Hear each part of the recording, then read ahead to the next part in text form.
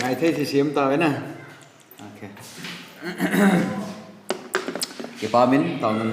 nằm mang ta vin tu hin bạn chỉ tao hết tin xây mà bằng vin ban này cha in episode chi kan sei kin ham te hele gau thu se hele Krista le anato chung chang thu pon do na he tiu hen na episode Krista le anato chung chang thu I pon do dinga hele chi hi sei lo thei lo hung a hi ji nei episode nan Krista nung izui wa hele I cha ki zui lut ji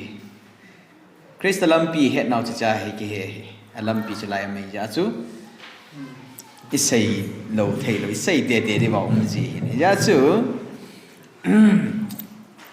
icho hi ave vela ivet nungai aji chu Bible in pi se ya kaya chi lo chu koima pa ko man hung poi atin he na ya chu pakai lampi ai chi wa le pa ko mi thun duty nai pakai lampi chu ho bu mun thinga he no me ti chu Bible ke chi ta ai se pi oi tai ai lem enjoy se wi cha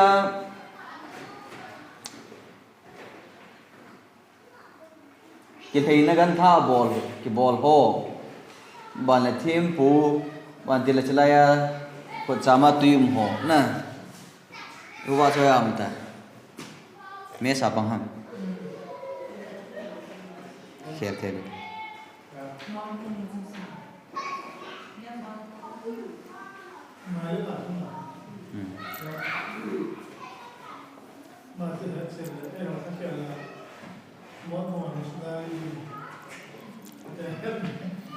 gầm cây khách chín nó nghèo ngay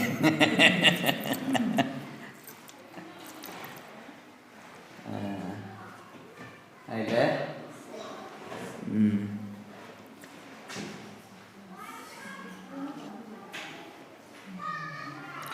ai hết sa hồn rồng chỉ hi aviar về lại event nữa nè hạt số mà hiện thu cho hay mình là rồng leo hẹn nè chỉ bây giờ tham practice ball pau na ichipa hi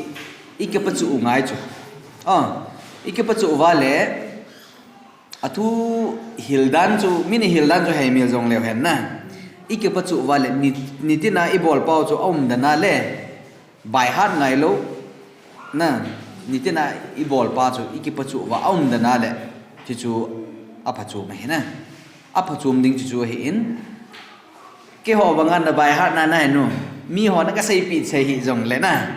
nitin na na nga de nga le ho bu nga de nga I cha te de nga I bol pa chu a benefit na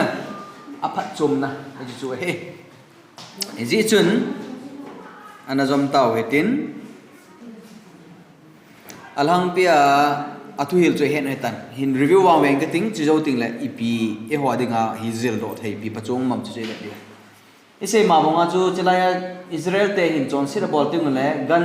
cha enjoy wala hi athawa ke thoiwa thempu te ho in thempu na tong lai hi gan cha than ho kin na bon ho wa akhut ho sil ji wa aban te la chalai sunga hi lu no wa ni si le kin na bol jo thempu kin na bol jingu thempu kin na bol wala ya mai cham phunga hi gimnam tui hal jiu na gimnam tui hal jiu hin asunga hi le thimpu chung nung thimpu zo si lo thimpu chung nung chu indan chung nung pe na hi kum khat la khat ve lu jia chiniting la chun mi zo si zira mi zo si hung ki khom khom wa anga wa taw na man wa ki si lung hei na ne wa chon si naw phon wa na ahung do ting le jalai pakai pathen hung kum lhajia chon sit ngai dam na chu anei tingwa le hung do jia hija chu verdict ti ting ala mi chon sit ngai dam thei lo cha phon do ji chu na ipiti phon dom tile om phanga so ngon tam ma chu cha khona chu awa alo chu be ta cha khona chu phon do ji hin alhang pia chu ase hobu sunga anato dan chu hi na ai ale tu nia I hodinga pidinga poi moham tia hile I cho zo si hin ali nei vet sa nei hi koi vet sa ham tile krista le na to na hi ija chu first ama sa pena chi lei tola lei tol sunga hi chi thil ni chu hi choi ni pi vet sa ham atia hele krista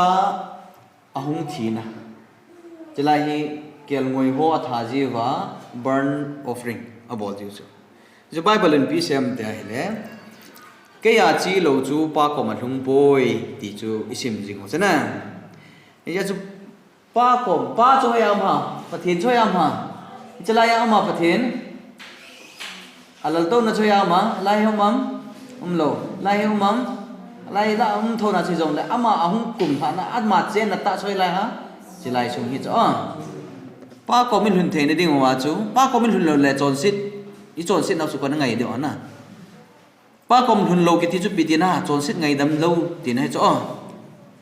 aban te pa ko min hun ding chu ni khat ni ting le pathin ko min hun ding chu ki sei de yong sei tho la pa ko min hun ding ki ti chu I chon sit nau chu ngai ya oma ngai dama im the ne dio ya chu I ho la ki chi the lo wa I ho pa la ya chu them pu chu ko ne ba sa thêm pu cho quay vật sam thêm pu chung nung cho quay vật sa kết ham tia le Jesus Christa vật sa ma kết cho yu si chen vật điều tu hin First Peter bung ni chang som ni khat hin sim ta di bo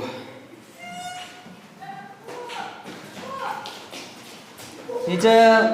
kel ngoi thi san ke so na le gan ke hai na sacrifice ke bol hi le chalaya ko nga tui ki koi hin ipi vat sa ham ti ha le Krista athina Bible chang chun Passover lamb Krista chu e ho dinga kal chu kut sa thanung ki thai ki chana isi chu asai na ai pi le ba ba nen chiute First Peter bung ni chang som ni le kha chun sip ta di bo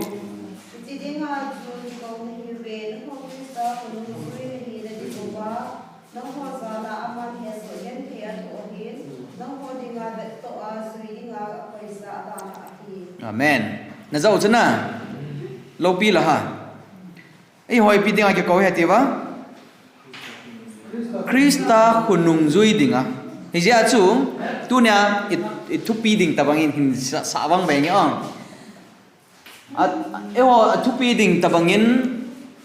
Krista nung zui ding na Krista achi na chana Krista akal se na chana ama nung izuyu ne thiam ba Krista nung izui akal se na chana Krista nung izui pau chu chu in sei ding he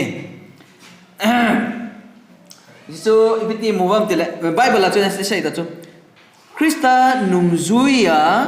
ama in example ti chu Krista in example aida la piu na tu ne hi Krista nung izui wa le ama example chu izui diu ti nai cho ai le lai Bible chang hoi tan ngai to Krista nung zui Krista kal se na anung zui hi abe ti pi se lai chu Bible chang chu pi ti se abe ti am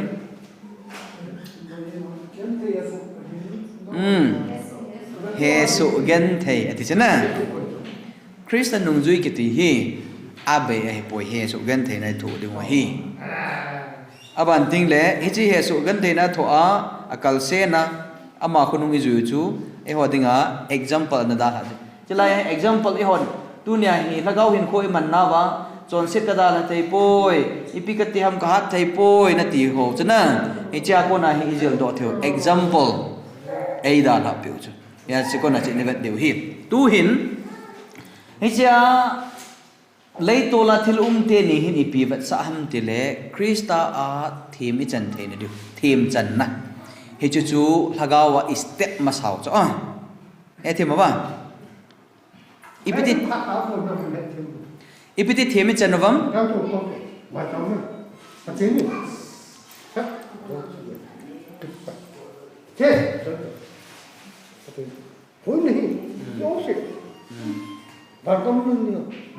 둘로 세고 결도 저는 다가오면 너 되게 띠까이 말 받아 내가 또 되니 chính mà nó lùi phía ta xem mà ấy có thể kia là cái gì ประเทศทูตที่ไม่มีอยู่ có นะ đúng không chúng ta luôn mà sao เออเขาป่วยเขาป่วย các bạn chân luôn ยี่ป้าไหม nó chỉ đừng đừng cái chỗ Ừ. như ngày là mua cái gì เอาเลยยี่ nó ป้า sẽ ไหม cái có đâu thì cuối rồi con lỗ nó smart con smart nó không tin smart ta chỉ mà nó không tin smart được ยี่ป้าไหม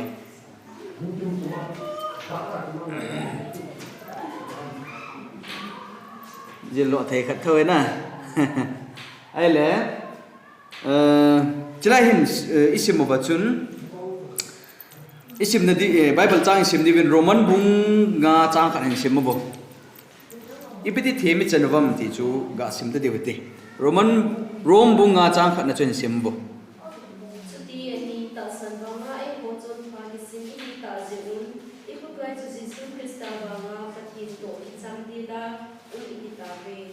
Ipia thim chang hi ve tia ta san wanga Yesu Krista ti chana Christus Krista ta san zalwa chu thim chang hi ve chu ai le hi chalaya ki that ji kel moino hin ko ya sa ham ga simwang ve kin ti 1 Corin bunga chang sigi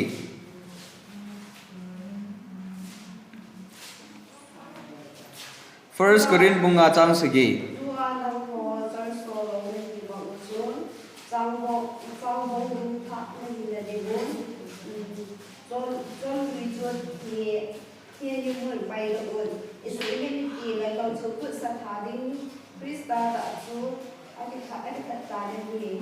Chalaya Krista chu kalchu kut satha na chalaya kithai na gantha chu Krista he de chana avet sa chu ai le abana chalaya thimpu na tong thimpu chung noi la thimpu na tong ho chu koi avet sa ket ham matia he le Hebrew bungli ga simavo Hebrew bungli chang som la li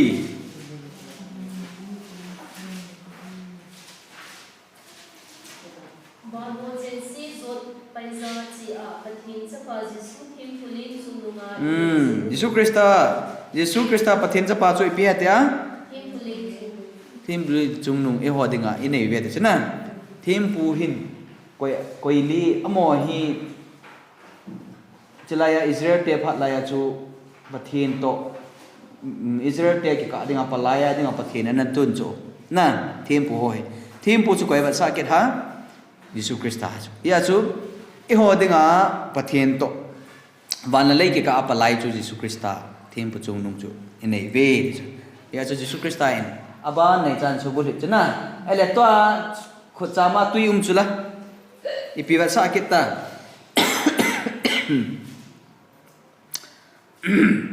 Krista thodo na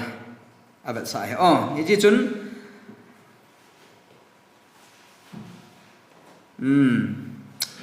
Rom bung gup chang li na chen semang bayu le rom bung gup chang li na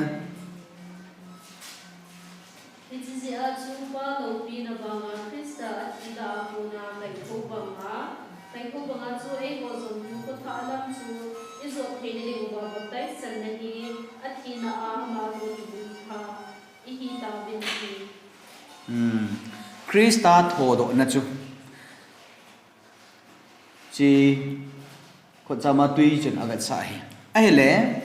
hi cha thilum si chu Jesu Krista na su bulet nam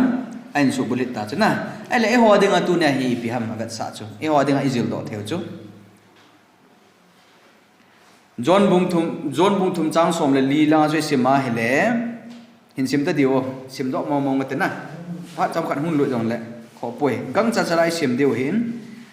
John bung thum chang som le li na chen simang bayo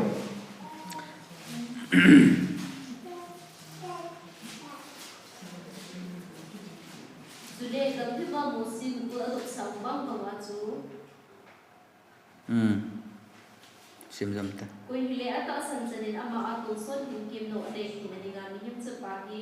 kidom sang di ani kidam sang kiti chu ipitin ha hung ke hung thi ti na chu na chelaya Jesus Christ ta hung thi na chu ipi chelai Bible chang chen ipi sei ta Jesus Christ ta hung thi pa hung ke khai sang pa chu ita sanawa le pitia iman tha lo na dingo ton so hin kem lo inei dingo he an thi ta chana ya chu Krista thina ita sanawa ikisan pau chu ton so hin na hung hi e ai le abana hin Galatia bung thum chang som ni lugup in simwang bayo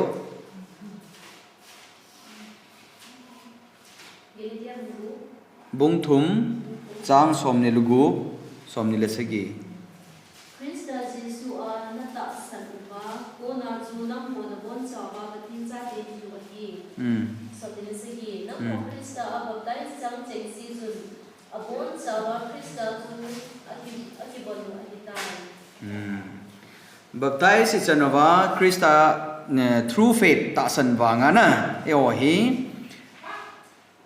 pathin cha te a ki simi ta ve baptize chanova hele Krista ki von hi ve ti ta chu na ele chilaya si a chai na dingin aban til epi isei no ma ban sei do diwe tai chi Bible chang khai simwang ve kin vo ni chongneo cho chongin Rome bung gup chang li simin lang chongnewin Titus bung thum chang nga hin simo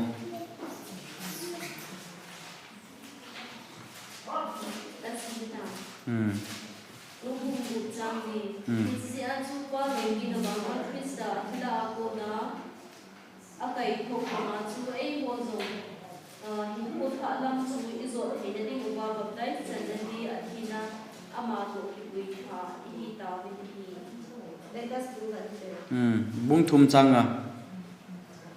Titus bung thum chang nga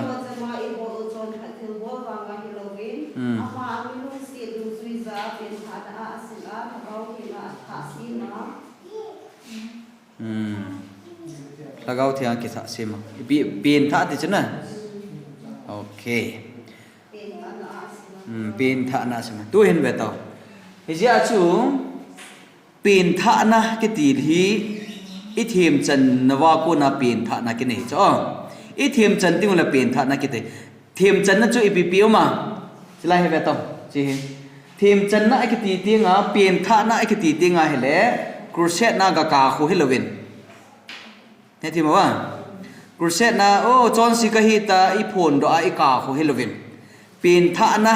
Bible dung je pin tha na chu pi he ti a ni chelaya Krista kal chu kuna satha hung ke that Krista chu ita sana ikisana i chon sit na ho ikigel do i chon sit na ho i phona chu ting le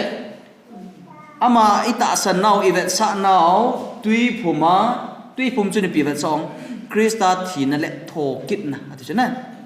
Krista tho kit na e ho chu mi lui i phum lu na wa i hung tho do ting le mi tha a ki simi hu chu symbol chu hina chu e jong le ni cha chu mi tha ai hung tho do ting le Krista thina ko na tho do banga chu tu ne baptize chan ting wa le Krista thina le tho na chu i chang theu chu e chu baptize chan ting wa le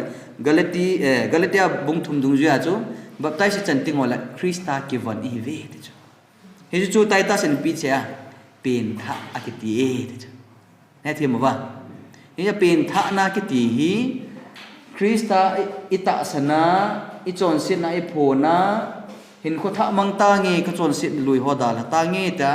tu ya baptize chanawa hin kho tha i man pau chu pin tha na ki ti chu ya chu kham dong tham khan in phone in ball zia ka ping tha in ai wangin ka bol nge ka bol ti ho ma chu na ka sai ji dai ra ka sai ji ken ita banghom na pin tha na chu crusade na jawa na ka na pin tha na chu ham patila henge ti ngan ngan chu na ai wang pin tha na di ta chu i chon sit ge na i chon sit phon do je lo chu cha chu ki nga lo chu chon sit nung sun ding hin ko tha mang ta nge ta tui phum jana bet sa chu pin tha na chu na tui phum ya chu hi chi alam pi di ta chu la hi hầu bu hi veleo chun an hang pia khu gam dai gama chu kot khatam ve ta Krista chu kot he te chu Bible chen na he is the door Krista chu kot he in kal chu ku cha tha ke tha chu Krista e ho dinga e ho khela thi e ho thi khela thi na chon sit ngai dam mi chen thei now hi cho zo si chu epidem te le Krista in ibat zo siu asa la nai chu ya neu khat ki hil na hung lut te de la hobung dunga im lai ai ki hil na chu phem de la hi chi Krista ita sana abat chu ka chon sin abat asal hatai atia hele ibidinga ki chon si kit na lai aji chu baptai jong hello na lai chalai ai iki vai da na wa ka pien tha le etiwa pien tha na chu ki jui zo lo na ki jui hung ke lo ka pien tha le etiwa cha chu ki nga hi so chu mi ja hi ki hat ta ta zo si lo chu pien tha na hi wan gam ticket lo pi chu la ki sa wan gam identity card na nei ta wan gam ticket na nei ta ki ti khu pin tha na hi wan gam ticket na ngai tu a di ilo dan dan chana di ilo chu ya chu I thiam chan nau chu Krista thi san thil bol the na wa nga ba tai se chan chu pin tha ki ti in thim I chang ve Krista ni ba zo siu salatai he paid the full price a hi le tua hi Krista chu hi chalaya hunga cross a hung thia ama in I ho example dinga baptize on na bol chana baptize on na bola thia thau do ta chu a tho do a chu isu chat da bam kisu chat dai lai pin na ai le Krista chu ya chi ta ba na chu abana chalai he lut ta chu na mun thing sunga chu adan ma sa chu ipiti het te va Krista hi chalai mun thing sunga mun thing chalai mo chalai an lut mo ngai ti hi ipiti het te va ya chu tu nya hi ibon chike va hi baptai chang so si sin Krista ta sanwa ipien tha ova Krista ke lana in khu tha imanwa che baptai si chan ta cha I chan chu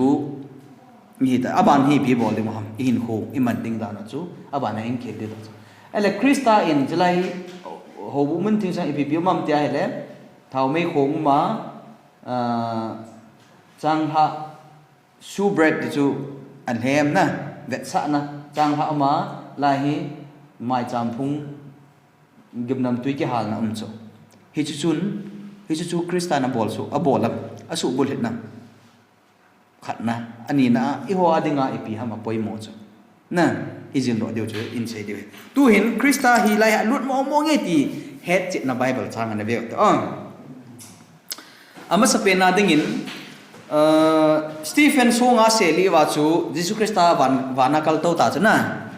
ele Stephen songa se li a amai a hung wa chung langa vet le phem khat mu cho ipi mu a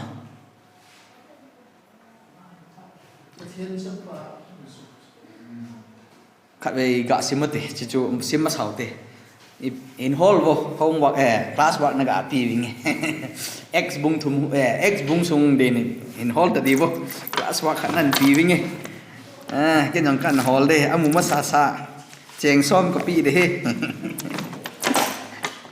amu ma sa ka sum choi lang gai ta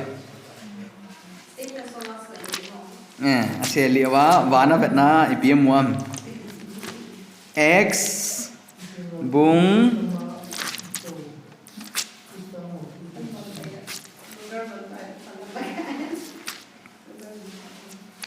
x bung segi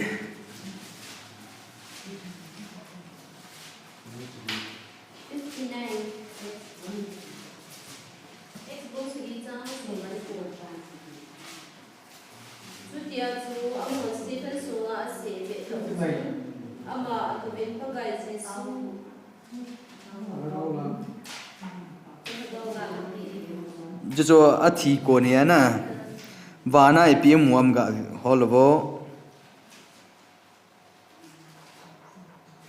trang som nga la nga chu ka sim wang be bo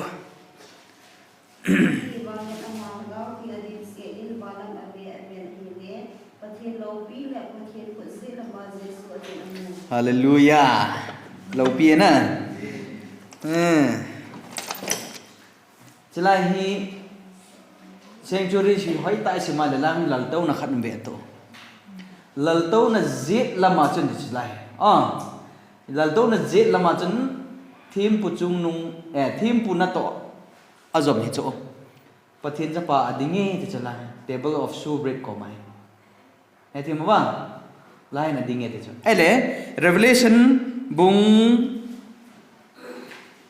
li changa na simbang vai kin vo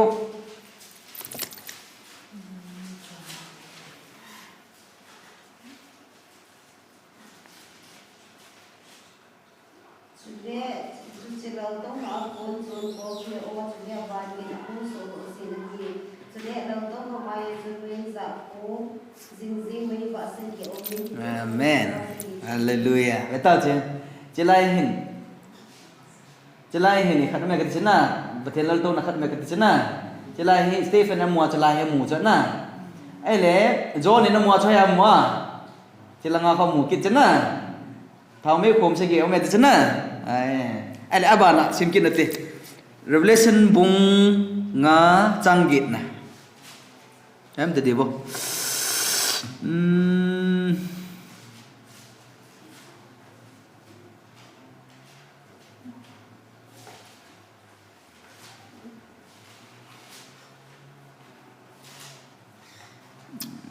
revelation bunga changgit hay nghe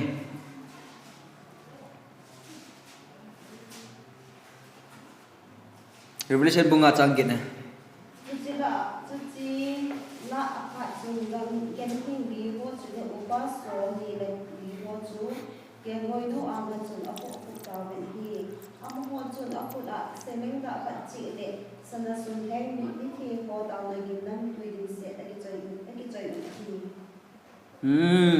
gim năm tuổi lại ha abu khúc nào rồi lại tiệt gim năm tuổi na thì chứ na gim năm tuổi na ấy chỉ gim năm tuổi na chú ipi gim năm tuổi chú gim năm tuổi hết tiệt meeting ho tàu na hey so bete ho ta sancha te ho tu nia meeting te ta sancha te i tàu ting mà le pathin ang sunga chila he lung gì chỗ hen va pathin i tàu na ho hi pathin chon phat na to chun meeting te nang le ke i tàu na hi a ki gop khom ti nga le pathin anga gim nam tui hi ji chu hoi ta ngai ke tàu ne thim lo hoi ta ngai lo le ne thim lo du chu i ho tàu na hi gim nam tui lo ke chu i ho tàu na se le in ting yong rung hi ve ta ya thim va ama va i ho tàu na chu i tàu ting ma le pathin Krista in ama chon phat na ama thin zo na ama cham kim na chon phat na to chun i tàu na chu pathin anga al hut ding le gim nam tui bang pathin na san ji chu e thim chana ya chu i ho hi pathin Krista pang lo wa i ma hi lo chu ya chu to chu Bible changa i mu chu Jesus Krista hai lai au mo nge alut mo nge ti che het tàu chana ai le tu nia i ho dinga hi i pi ba sa ham revelation hi isim bia le na ho bung sagi thu thot a ho i thu thot na ho i na le Krista in thau me khom sagi banga ho bung sagi ho ko ma thu phun anei a chu thagau sagi ti ve ta azui cho ichu i pi ba sam de le pathinin akhang khanga ho bung ti tengal ta san cha te na akhang khanga ta san cha te ho zo si hi ataw naw asana akhang khanga amhon angai cha dingu pathin thu hian lang akhang khanga ngai cha dingu thagau thing hi jong le pathinin agun pi a pakai Kristan athum pi a umna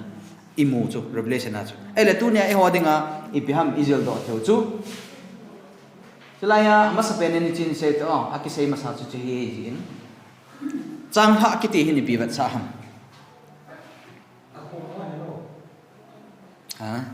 chang ha hin pi wat sa Bible là chú trang hai pi vật xã hả tạ xã trang hai pi vật xã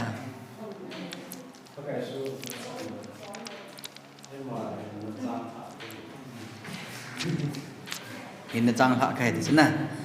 ai lẽ ok Bible trang hạ cái thế na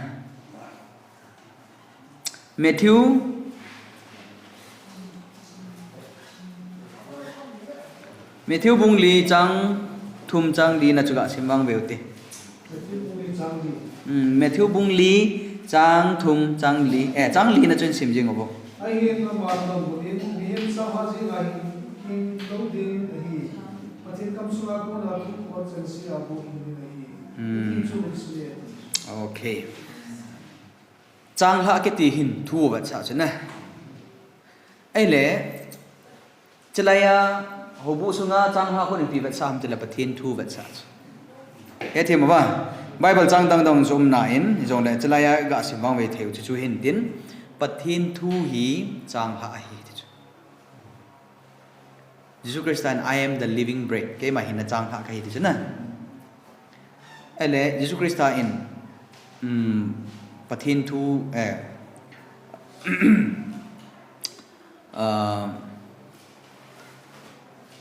hình là trang hạ chú nê vậy thì chứ nè eat the bread bạn tin lẽ chỉ là thầu mấy hôm vạคนlại bị vật sai thế Jesus Christ pi se ya cái mà và nuôi vạ cái thế chứ nè Jesus Christ vạ hi na vật sa bạn tin lẽ chỉ là mấy côคนbị vật sa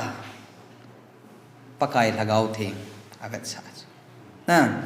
ai lại ya chỉ là incense su pi vật sa thì ta mi thiên mi te mi thing thì cho Bible chứ họ lấy họ cho mi thing tại cái coding chữ thing lơ lì và bằng apa thiên mi thing thì mi thing te tàu na Jesus Christa chuẩn phát na to hung cái lời có mà và thiên có mà chỉ thing là chú ai hết chứ ai là tu nhà hi họ đừng ngắm chỉ lại hầu vụ mun thing masa hi ipi họ đừng ngắm ai hi lovem te lại hin khut hin na e thêm tàu rất là you just something sanctification yeah chứ Seventh Day Adventist thì thu hiểu rồi hi chứ là Jesus Christ cross à thì nó chú cha cái trái ai hiểu rồi ấy nè Jesus Christ cross à ông thì chú ít chọn sit nào mình chú linh xe lạ bị yes linh xe lạ bị chú ấy à he chỉ mi đâu họ còn chỉ hiểu tiếng của vài lệ bị sai gì vậy Seventh Day Adventist đấy chú Jesus Christ chú cái sai đấy ha hữu hình na ipil hình cái po về ati chú na za khá bang na za khá điều cái tạ sản thôi về gì chú sanctuary chỉ hộp bút thu cái sai tiếng ngày lệ amo họ còn Jesus Christ thì na chú hình dâu rồi à ai sai wa ngày tu chú Jesus Christ hiện lại hi example perfect example này biểu chú ama hi chon sit na bay hela cham kim sela ama cross athia full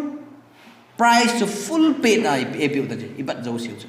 ai le hi ji a price ki pi aman ki pi sa chu tu nya ho ni pi bol diwa iki sa no ngai chala na amana pi pa chu i hon e ki san lo wa le pan na be hi chu na tu na aki san chan chu hu hing na chang ding pathen cha ki sim de ha chu Bible chu ya chu hi chalai sunga hi ki ngadi hele pakai Jesus Christ lai lut loading abanang lut load cho ai lem chalaya cross a ipien tha ki chai ding a hi lo ji a chu pathenin abana example ai pi kin ai vet so na chalai ki chai de le ipien tha ola ipi aban ngai ta lo chu ai wanga ipien tha nung wa yung ki chon se thei ki nei na ai le ipi ham ai hil no ma chu chilaya Christa chon pi ipin thawa baptize chanting wale Christa in full paid price e bol a pi chu a benefit daute na a phat chum na pa chu ip hoya man cha dingu hi chilai so mai man cha diu tin เนี่ยที่มาว่าตู้นายนี่ตินหินโคอ่ะปะไก่ไอ้โจดนาวไอ้หูหิงนาวจูอีจะเอาง่ายจูจุดที่เละทีนหินคูอินไอเทดิวจูจุดที่เราว่าจูอีมันจ่าเราว่าเลยนะอีหัวจงจะไล่กิ่งอ่ะว่าประเทศนี้ full price อภิปาจูอีมันจ่าเราว่าเลยทีนนะจูอินไอเทเราดูกิจอนสิยิงติงนะกิละซ้ำยิงเดียวจูอีอาจูอีละซ้ำเราเนี่ยด้วยจอนสิยิงเราเนี่ยด้วยว่าจูอีปีบอลเนี่ยมั้งจะไล่ฮะจะเห็นอีปีภาษาอังกฤษจะไล่อีปีภาษาอังกฤษประเทศทูอิสิมดิงูไอมาอินสตัดดี้บอลดีมั้งจูจานี่ละจะขัดน่าจูนักเล่นนะsilver jubilee คำมันนั่นแหละเลขาบูAWR เตะหัวเลยtribe after tribe เต็นเลขาบูอากอยตัวน่าวของโกลังนักเล่นนะโกลังขัดของเต็นเลขาบูขัดอาเวทโจเลขาบูขัดเวทนะเลขาบูฮิกเดย์กิเลงกเตกิเลงกติงอาโจติงเลยปะทินทุกข์ใส่นุ่มติงเลยชิมจีเดอติโจกี่ยงกับเวนปะทินทุกข์น่ะใส่ดิติงเลยน่ะชิมเดโลวินนั่งงาดิงน่ะชิมดิงน่ะเฮ็ดดิงน่ะอสุงาติงเลยปะทินทุกข์น่ะใส่ดิติงเลยจำรู้ว่าเดตายกับทีพีโจเนี่ยใช่ไหมว่าpastor evangelist ก่อนขัดหัวเห็นน่ะทิ้งปนักเสปะทินทุกข์ใส่ดิติงแล้วก็ทินทุกข์เก็บพองเงินติง study เก็บบอลเวทจู่ๆเฮโลเว้ยปะทินจ้าแต่ในบอลดิงว่าจู่นี่จะไล่นิสิอินเฮลเวทเอาจีจังละนิสิอาเฮลจู่อีจู่ๆปีภาษาอังกฤษนิสิอาอินนี่โอจังละอีเฮลจึงดิวที่ไหนจ้ะปะทินทุกอย่างนี้อัฐานะขัดเป็นยังสิมจู่คุมขัดกิวมังจู่นะจ่อจ่อยเราดิงปะทินทุกเฮลดานจ้ะนะนิสิอาเฮลดิงูปะทินทุกสิมจู่ปะทินทุกอินนี่จึงดิงวยที่ป้าจู่เฮลวินอาบันติงเลยจะได้เห็นปีภาษาฮัมติละถ้าเขาทิ้งเปลี่ยนฐานะที่จู่เปลี่ยนฐานะจงหินนีอุมินดันนีอุมินขัดจู่ตุยาเปลี่ยนฐานะจะลายชี้ใช่จู่จ้าจู่น่ะยิสุคริสต์อินนิโคมเดมัสก็มาจู่พิเศษตุยาน่ะเปลี่ยนฐานดิ้งอาบันติงเลยถ้าเขาทิ้งน่ะเปลี่ยนฐานถ้าเขาทิ้งน่ะเปลี่ยนฐานก็ที่หินนิสิจู่ไอ้ที่นิสิอาถ้าเขาทิ้งเปลี่ยนฐานนั่นจะไหนทิ้งเลยทิ้งน่ะก็ที่ sanctification sanctity sanctified life in ko thing jo iman thei diu chu hoi ai mu wam te la chala ya thil thuma hi jo hi practice diu chu ya chu hagau thenga ni si ai pen tha dingo na lungthim ton sit phun I bol jing diu ti nai chu na e ho wang chu ka den ko 19 ni za nai pen tha nau chu kum khutong ki sei cho na 19 hi zat la ya hi chi pha na hi chi pe evangelist pa khot na ka pen tha ki ta na bao henu ju kum khutong ki sai jing ji cho ama wang bai ba la hil chu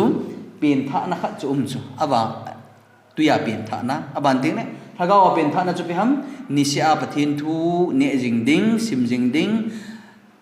mo sim lo e ma pathin in ipin na nga na ho pi no mam hi chi pa chu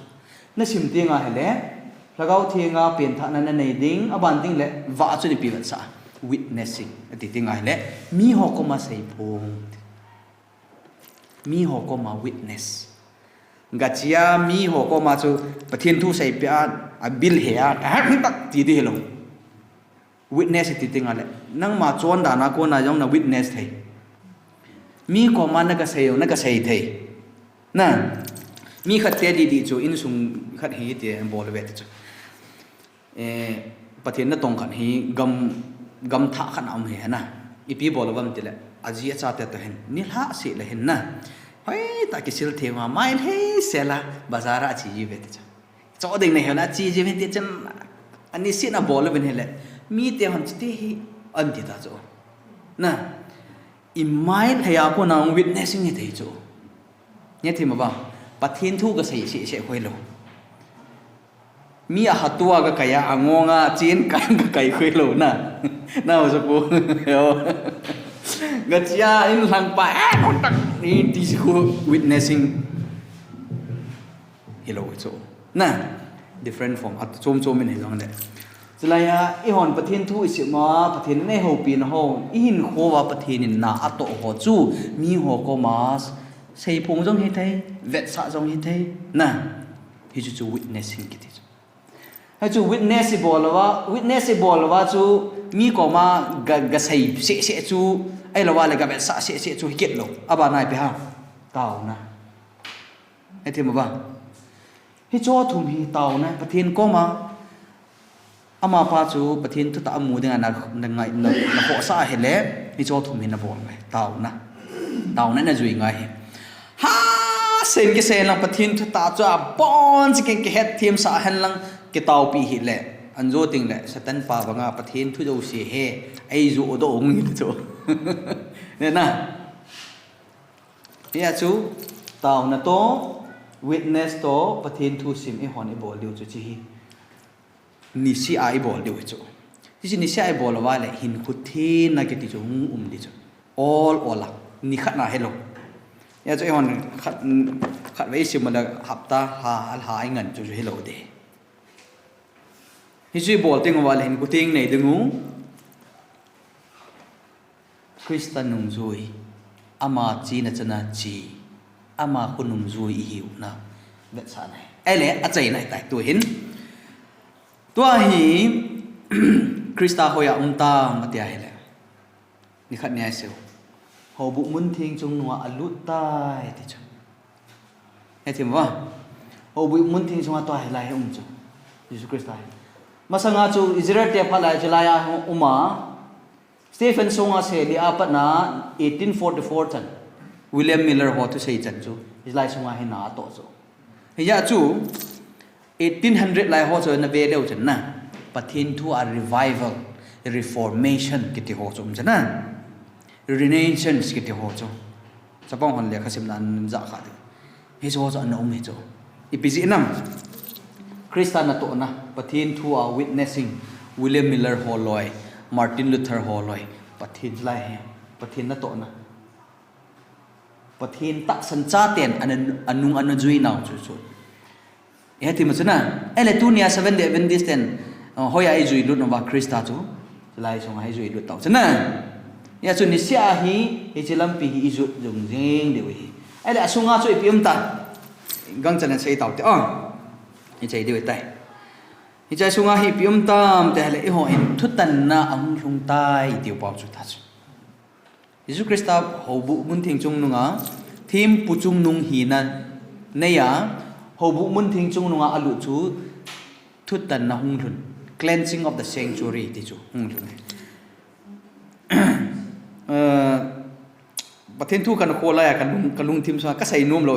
sai da de ka tem phat chom ja ai wa kan sei do gut te kan lung thim ne phut khat men hầu bu muốn thiêng ắt tạ bao giờ vana omin vana hầu bu chu ipidinga su thiêng ngai ham tí na gel kha wa pathin chen na hi chu a thiêng chu a thiêng ni ta sala anen chu hoi hu chu lei si chu pathin sin chi su thiêng jing la kilo na ai ne pidinga vana chu su thiêng ni gel kha wa ngam aji chu sei sao dang ka ting na phát âm lâu diễn aji chú chấm chắc nên sinh aji pi pen chú như thế này muốn nào khôi chọn xét anh ấy kịp bắt chú nghe thêm tao ba Lucifer chú pi không thế này cherub khát hiện hi chú nè cái cha khôi bật hiện đâu na bật chú anh lung thêm mà chọn xét anh kịp bắt nè chứ nè ya chú bật hiện hậu cái gì hi chia cái khéo ngay cái tin aji chú chỉ cái khiêu lo tất cả chú thì là nấu kia bộ cho mẹ cái hạt lít sao thì mất chăm này sai rồi chứ na thì là nấu kia chú pastor thì là nấu na evangelist thì là nấu kia thấy chú chỉ cái khiêu mà nha chú bắt cái chú Christian vạn hi su thiêng mà sao chú chỉ hung độ tiếng là lấy sự hi mấy á su thiêng cái đến lại chú thì lại vạn thà lấy thà hung độ để thà nghe thì mà chứ na hay azu Revelation bung som le nilang si ma hele pakai Krista vana chia chana van dil ten chei so hu hing na hi pakai a he tai van ho ke pau vin le sa na am ho ada na hi vi wu to the other busy ha vana an su thinga na su thing na sum tha ai le van thing chung nung sunga chu ippm ti te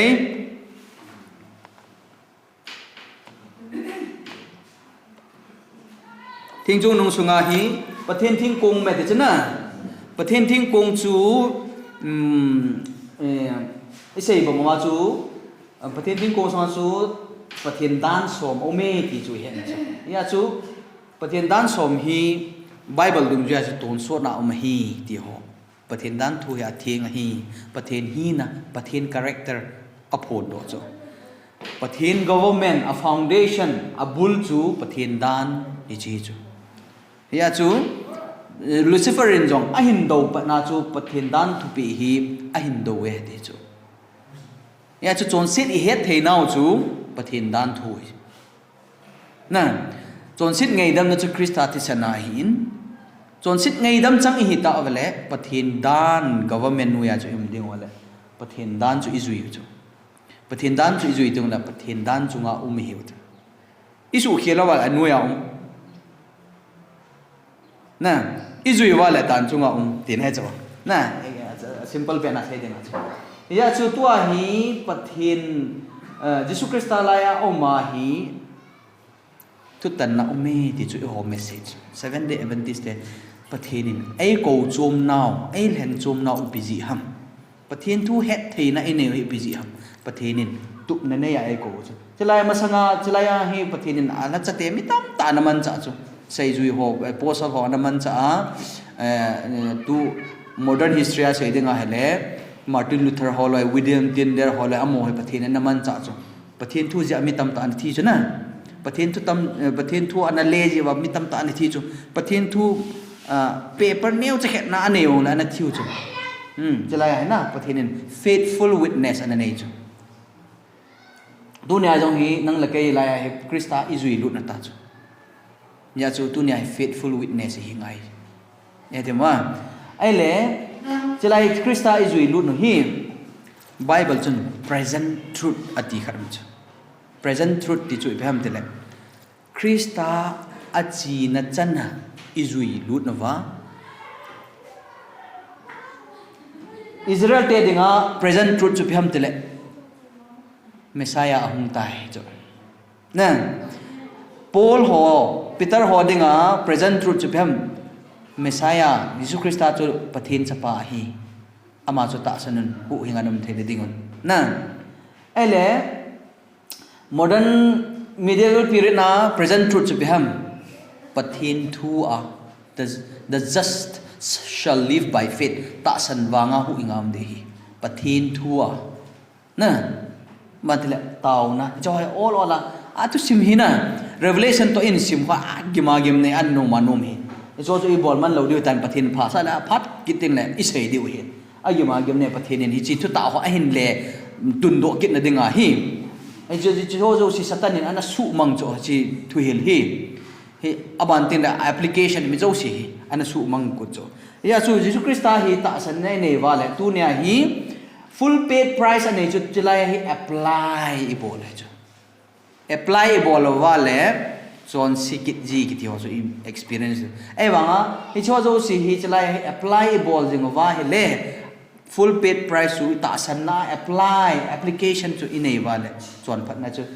inei dingu thin na chu inei dingu hi ji chun tu ne hi pathen dan thu isei jing naw aji chu pathenin Tizo si siempa holding a le ko now 3 angels message to la ya om he chu e chu pathen gi ngon chu pathen gin hi lai sit ma lo chu pathen gin lo na ja thi na ki tha na ki mat na mi chu gam so ba e ti ma ba pathen ging lew khan ga lom lo ni chu ki tha na ki mat nam lo ni chu ama wang pathen gin na lo ja chu lo di het ja chu pathen gi ngon te chu aban ti la pathen gi nam lo ting le ki tha ki mat na hum di ya chu pathenin pakai Christian pi de sei ki na ki do na de te chu nam khat hum ki do di na pa cha hum ki do di ipja na sai ha a he de chu hi ju ja chu pathen gi ngon lo pi na ma pi win chu e hon pi lo pi na pi de wo ipiti pi diu โลปีน่ะจะปะกายจ้ะไอ้หัวเอามาอัมโลจ้ะ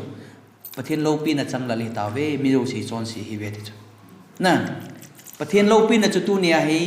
อีเล่ปูโดเทกิดนาวจูคริสตาบ่จ้ะคริสตาไอ้ตาสนว่าคริสตาอินเนติงแล้วว่าประเทศโลปีน่ะจู reflect อีบอลเท่าจะมีหัวก็มาจุดที่เราว่าจูไอ้หัวโลปีน่ะมันจามโลยประเทศโลปีน่ะกินโลปีน่ะกินจูนี่เฮ็ดทีมเทนได้นิสวะคงนิสวะคุเจียถ้า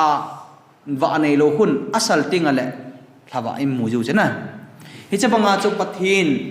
นิสาจูปะทินแต่บางอย่างกิเตกันแต่จีปะทินว่าบังอาจนิสวะบังอาจปะทินโลปีนายองจูไอ้หัวหินโควาคริสตาอาตาสันบังอิหินในติงอะไร reflection จูดิ่งบ่จู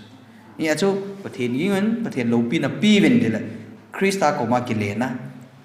อามาอินอาศัยดุงจุยทุ่งไงนะให้จู่ๆเก็ตจู่a character ช่วยให้หมู่ว่าปะทินดันทุปีสว่าจะหมู่กินให้จู่กิมัดเล่ดันจ้ะนะให้จากคนน่ะจะปะทิน character reflectable เท่าจู่ให้จากจู่ปะทินโลปีน่ะปีวินอันดี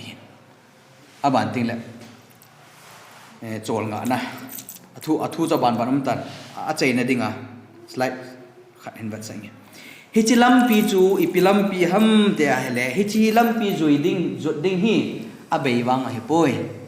ไบเบิลซิมฮีเบียเบย์โลปีน่ะใช่ไบเบิลนี่สิอาซิมฮีเบียเดี๋ยวข้องกิชิมนุ่มโลจนนะเบย์โลปีจูฮิจงเล่อันจวนสิตาสุดละคริสตันนุ่งจูฮีอาเบย์เตะให้เตะชนะคริสตาHe show us example. He suffered. Atu ugim gan he. Ya chu Christian nung zui ha poi abai poi a ha in hi zong le Krista I ho denga omji Krista to ikelo na wala abai hi ja chu hi chi hi cross lampi tiu chu he na mu the ba chilai hi akot uma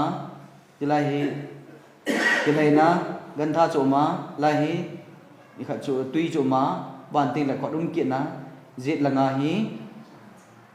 chang ha chu ma ve langa thangmei khong ma alaya pi ma kim nam tui ki hal na ba chunga pathen lal to na ma pathen ting kong chu he chi cross lampi tik chu na lungo ki hong wat chana ya chu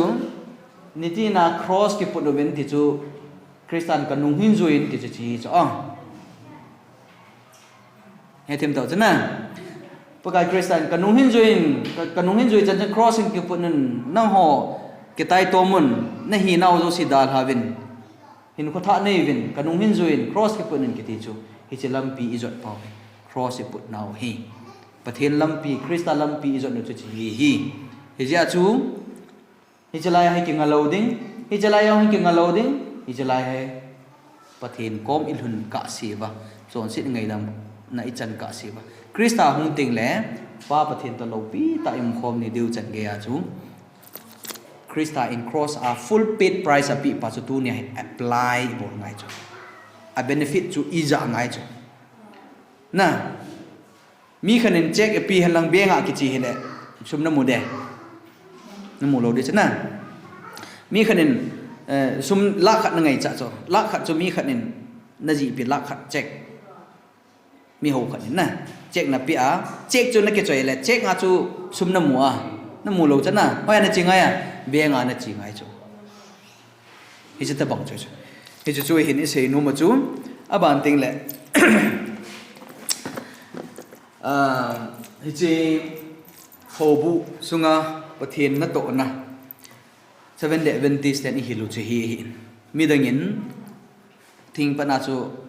I had him low zi uyo hame the I reject ma apom low chu ama wang sai the yong dim sen na lai jong nei chan hingau tin na pathinin I had him the na diwin pathe bu pi win tin